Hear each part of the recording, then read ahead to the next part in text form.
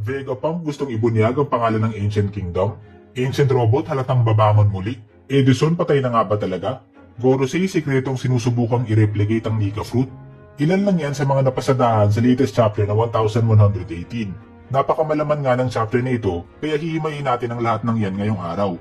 Sa pagsisimula ng chapter, ipinakita nga ang Ancient Robot na nahulog sa karagatan matapos itong mabilis na mapatumba ng mga Gorosei.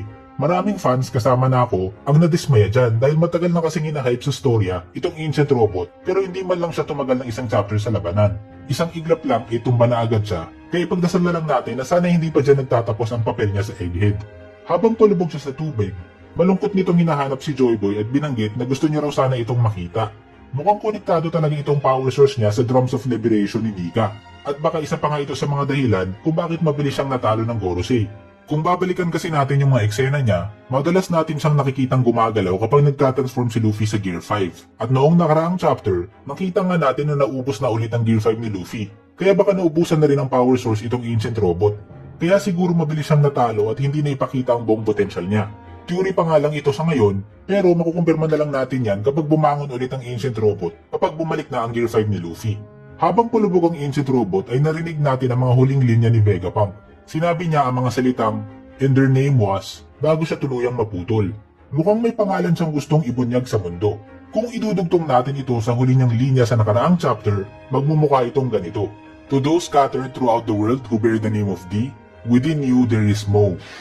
And their name was..." Sa huling chapter, mukhang may gustong isingle out si Vegapunk na individual mula sa mga D-members na may espesyal na katangian. At kung idudugtong yan sa mensahe sa chapter na ito, mukhang papangalanan na sana ni Vegapunk ang individual na ito. Sino ba yung mga posibilidad dyan? Siyempre una, pwedeng gusto niyang isingle out yung D-member na kumain ng Nika Fruit na kinain rin ni Joy Boy at siguradong magkakaroon ng importanteng papel sa hinaharap, si Monkey D. Luffy. Posible rin na gusto niyang isingle out ang isang D-member na may posibilidad na traitor rin sila at magdulot ng kasamaan, katulad ni Marshall D. Teach. At pangatlo, pwede rin na gusto niyang banggitin ang isang sikretong D-Clan member na hindi pa nakalantad ang pagiging miyembro ng D-Clan, na may importanteng papel rin sa hinaharap. Yan nga yung mga obvious na posibilidad base sa struktura ng mensahe ni Vegapunk. Pero para sa akin, meron pang isang posibilidad na hindi inaakala ng marami. Kung maalala natin, itong nangyari kay Vegapunk ay halos kaawig noong nangyari kay Professor Clover sa Ohara. Mayroon din siyang pangalan na gustong banggitin noong panahon na yon, ang pangalan ng Ancient Kingdom sa nakaraan, na ngayon ay alam na natin na kinabilangan ni Joy Boy. Noong inilalarawan ni Professor Clover yung hypothesis niya na ang Ancient Kingdom raw ang gumawa ng mga poneglyphs at naging kalapan daw ng world government, kalmado pa ang mga Gorosei at sinabihan lang na wala naman daw basihan ng mga sinasabi niya. Pero noong dumating na si Professor Clover sa parte kung saan sasabihin niya na ang pangalan ng Ancient Kingdom, biglang nagpanik ang mga Gorosei at agad siyang pinapatay. Mukhang napaka-importante talaga ng implikasyon ng pangalang ito. Yung tipong pag nalaman nito ng mundo, ay magbibigay ito ng clue sa tunay na katauhan at filosofiya ng Ancient Kingdom. Kahit si Professor Clover ganyan rin ang sinabi. Kaya hindi na nakakagulat na ayaw itong may sa publiko ng Gorosei. Kung maaalala rin natin, itong si Professor Clover at Ohara ang isa sa mga nag-inspire kay Vegapunk na pag-aralan ng Void Century.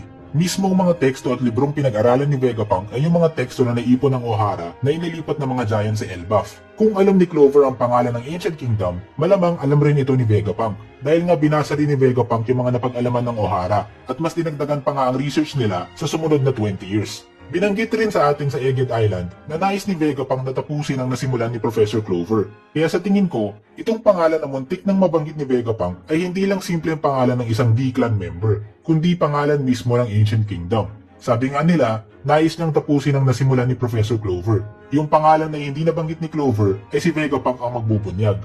Kaya nga sa tingin ko, bago matapos itong Egghead Island arc, matatapos yung mensahe ni Vegapunk at may bubunyag ang pangalan na ito. Hindi man natin makumpleto ang buong pangyayari sa Void Century, at least man lang malaman natin ang pangalan ng Ancient Kingdom. Pero anyway, theory pa nga lang ito sa ngayon at posible pa rin na simpleng pangalan lang ng isang D-member ang gustong ibunyag ni Vegapunk. Pero kung kayo ay may naiisip tungkol dyan, kung ano ba talaga itong pangalan na gustong sabihin ni Vegapunk, i-comment nyo na lang rin sa baba. Kung nag-e-enjoy ka rin sa mga ganitong analysis at review tungkol sa One Piece, ay mag-subscribe ka na sa ating channel dahil marami pa tayong similar videos na ilalabas. Balik naman tayo sa mga Gorosei. Pagkatapos nilang mapatumba ang Ancient Robot at mapatigil na ang mensahe ni Vegapunk sa mundo, malaya na nga sila para habulin yung mga susunod nilang mga target sa Egghead Island. Kung tatandaan natin yung sinabi ni Kizaru sa simula ng arc, ang pagpatay nga kay Dr. Vegapunk ang top priority nila. Pero mukhang hindi lang ito nag-a-apply sa Stella Body, kundi pati na rin sa lahat ng satellites, maliban kay York. Binanggit nga ng Gorosei na napaka-useful raw ng punk records lalo pat gumagana at lumalaki pa rin ito kahit papatay na yung Stella Body.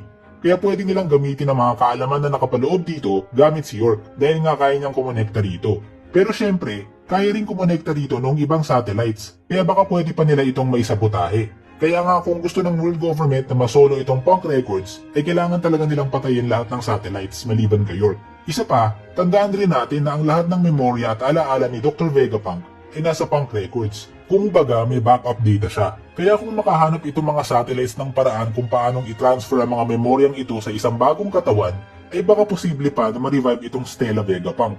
Kaya kung gusto ng Gorosei na panatiliing patay itong si Stella, ay kailangan talaga nilang burahin rin lahat ng satellites. Binanggit nga ni York na bukod sa kanya, 2 satellites na lang ang natitira, si Lilith at Atlas. Pero teka, parang may mali sa pahayag na yan parang may kulang. Sige nga bilangin nga natin.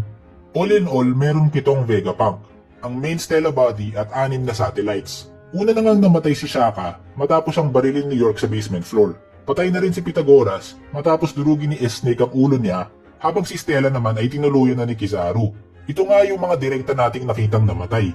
Kinumpirma naman ni York na buhay pa si Lilith na nandoon rin sa parehas nilang stratum at si Atlas na nasa northeast coast. Kaya maliban kay York, meron pa dapat isang satellite na buhay, si Edison. Huli natin siyang nakita na sugatan pero buhay pa naman, kaya nakakapagtaka na hindi siya binanggit ni York. May nangyari kaya sa kanya off-screen? Sa tingin ko, malamang buhay pa siya. Yung basihan lang naman ni York ay yung pagkakonekta nila sa punk records. So, posible na nag-disconnect lang itong si Edison para hindi siya madetect ng iba. So, ina-expect ko na may pinaplano itong si Edison at susulpot na lang mamaya upang gulatin sila York at tulungan ng Straw Hats na makatakas. Balik naman tayo sa barko ng mga Giants. Nakita nga natin na tapos na yung nakaraang labanan. Na-neutralize na ni Bonnie itong mga Vice Admirals sa pamamagitan ng pagbabagong anyo sa kanila bilang mga bata. Pinapakita nga dito kung gaano talaga ka-overpowered itong kapangyarihan ni Bonnie. Maski mga Vice Admirals ay walang laban dito. Ang tanging solusyon na lang siguro dito ay ang pagkakaroon ng malakas na haki upang i-cancel out ang epekto ng Devil Fruit katulad ng ginawa ni Lo. Pero yung ganyang level ng haki ay minsan lang talaga natin makita sa isang tauhan. Bigla namang dumating si Mars upang pigilan sila sa pagtakas. Buti na lang ay nakakain na naman itong si Luffy kaya ready na ulit siyang lumaban. Nag-transform siya sa Gear 5 at hinikayat si Bonnie na gayahin rin siya. Ilang beses na nating nakita si Bonnie na ginagaya itong Gear 3 ni Luffy. Kaya interesante nga kung kaya niya rin gayahin ng Gear 5. Agad namang ginamit ni Bonnie ang distorted future niya at humingi nga ng future kung saan siya ay ganap na malaya. Nagresulta nga ito ng isang forma na kahuwig ng Gear 5 ni Luffy. Maski ang damit ni Luffy, puting buhok at ulap na kadalasang sumisimbolo sa Awakened Zoan form ay nakopya ng forma ni Bonnie. Alam na natin na kaya niyang gawing malagoma ang katawan niya, pero abangan na lang natin sa susunod na chapter kung kaya niya ring gawing goma ang kapaligiran niya kagaya na lang ng Awakened form ni Luffy. Napansin ko nga na maraming fans ang nagkaroon ng negatibong reaksyon tungkol sa ginawa ni Bonnie. Bukod sa napaka-overpowered na talaga ng kapangyarihan niya, parang hindi rin akma na basta-basta lang nakokopya itong kapangyarihan ni Luffy. Di ba kaya nga siya special ay dahil itong Devil Fruit niya ang legendary God Fruit na ginamit rin ng unang pirata? Kaya parang nababawasan yung pagka-special nito kung basta-basta lang itong nagagaya. Pero paano kung may special rin na dahilan kung bakit kaya itong kopyahin ni Bonnie? Alam nga natin na itong kapangyarihan niya ay hindi resulta ng pagkain niya ng Devil Fruit, kundi resulta ng pag-eeksperimento sa kanya ng Gorosei at paglalagay ng Devil Fruit extract sa kanya. Hindi kaya itong eksperimento ng Gorosei ay hindi random na eksperimento lang, kundi sadya talaga nilang sinusubukang kopyahin ang kapangyarihan ng Nika Fruit? Alam naman natin na matagal na nilang sinusubukang kuhain ang original na Nika Fruit, pero lagi itong nakakatakas mula sa kanila. Hindi kaya alam nila na itong HH Fruit ni Bonnie ay may kakayahang kopyahin ng Nika Fruit kaya pinag-eeksperimentuhan talaga nila ito? Kung totoo yan, bakit kaya nila ito sinusubukang kopyahin? May importansya kaya ang kapangyarihan nito para sa mga future nilang plano? O simpleng coincidence lang ba ang lahat at hindi talaga nila alam na kaya pala itong gawin ng HH Fruit? At nangyari lang ito dahil sa matinding imahinasyon at creativity ni Bonnie. Pinakita rin sa chapter na ito na nire-reinforce na naman sa atin na idol talaga nitong si Bonnie si Nika dahil sa mga kwento ng tatay niya. Itong mga paggaya ni Bonnie sa mga moves at galaw ni Luffy ay parang kahawig ng paggaya ni Shanks sa captain at iniidolo niya rin na si Goldie Roger. Bukod sa hindi rin siya kumain ng Devil Fruit kagaya nito, ay kinokopya niya rin yung move niya na Divine Departure. Habang palalim ng palalim itong samahan at relasyon ni Luffy at Bonnie, ay pataas ng pataas itong hinala ko na sasali na talaga itong si Bonnie sa Straw Hats. Noong nag-transform si Luffy ay natuwa na naman ang ancient robot dahil na-detect na naman niya ang presensya ni Joy Boy. So mukhang malapit na namang masagot yung mga una nating katanungan. Kapag itong ancient robot ay nabuhayan ng loob at umakyat na naman mula sa ilalim ng dagat, halos kumpirmasyon na nga yan na galing talaga sa Drums of Liberation itong power source niya. Pero ang mas matindi, hindi na lang isa, kundi dalawang Nika ang nag-transform ngayon.